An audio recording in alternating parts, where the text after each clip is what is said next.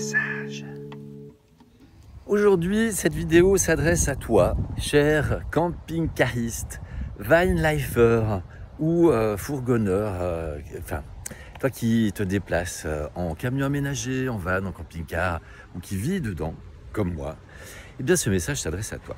Je suis assez surpris, déçu aussi, en discutant avec les gens sur mon passage, que nombreux, apparemment, et je mets des formes, sont ceux qui vivent et qui se déplacent avec ce mode de transport et de vie, qui, hélas, après leur passage, laissent des déchets. Ce qui entraîne eh bien, une mauvaise image, de mécontentement des riverains et, dans certains cas, des interdictions d'accès avec de plus en plus de panneaux qui fleurissent, interdisant l'accès aux camping-cars ou aux véhicules aménagés. Ou dans le moindre des cas, interdit de stationner la nuit de 20h à 6h ou à 8h. Et évidemment, de plus en plus de portiques qui limitent le passage à une hauteur de plus en plus basse, à des endroits de plus en plus nombreux. Alors, ce message, en fait, tout simplement pour te dire, te demander, faire appel à ta conscience, en fait. Déjà, quand tu t'arrêtes à un endroit, si tu fais partie de ceux qui laissent tes déchets, s'il te plaît, ne le fais plus. Parce que c'est pas génial pour la nature déjà. C'est pas génial pour toi, parce qu'en faisant ça, tu te respectes pas déjà toi-même. Et puis c'est pas respectueux pour les autres camping-caristes, vanlifer, etc. Et puis pour les riverains, tout simplement. Mes spots que je trouve, alors il y a plusieurs façons. Soit quand je roule, je regarde à l'intuition le petit chemin, là tout d'un coup je tourne la tête et je me dis c'est là que je vais tourner. Et puis je tourne ensuite à gauche, à droite, et puis j'arrive boum dans un endroit magnifique, une espèce de prairie avec une vue sur la vallée, à la bordure, la lisière d'une forêt ou auprès d'un lac. Enfin, j'ai toujours la plupart du temps des spots magnifiques. Ou alors, si je suis dans une petite ville ou même une grande ville, je regarde sur la carte. Bon, dans les grandes villes, c'est difficile parce qu'il n'y a pas vraiment de limite nette. Mais dans les petites villes, je regarde où s'arrête le gris, parce que le gris, c'est les constructions, et où commence le vert. Et puis, je regarde les chemins, je te montre un exemple, qui s'arrêtent net.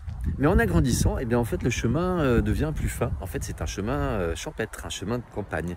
Et donc, souvent, à partir de là, c'est pas goudronné, mais il y a des endroits sympas. Et je suis tranquille, j'embête personne. Et parfois, ce que je fais aussi, c'est les zones artisanales, mais le dimanche, et des fois le samedi, quand c'est des zones d'activité, ils ne travaillent pas le samedi, ou la nuit. Parce que, alors autant la semaine, c'est l'enfer, il y a des véhicules dans tous les sens, et puis des camions, et puis du charivari et du bruit. Mais le dimanche, vous voyez, là j'enregistre, il n'y a pas un chat.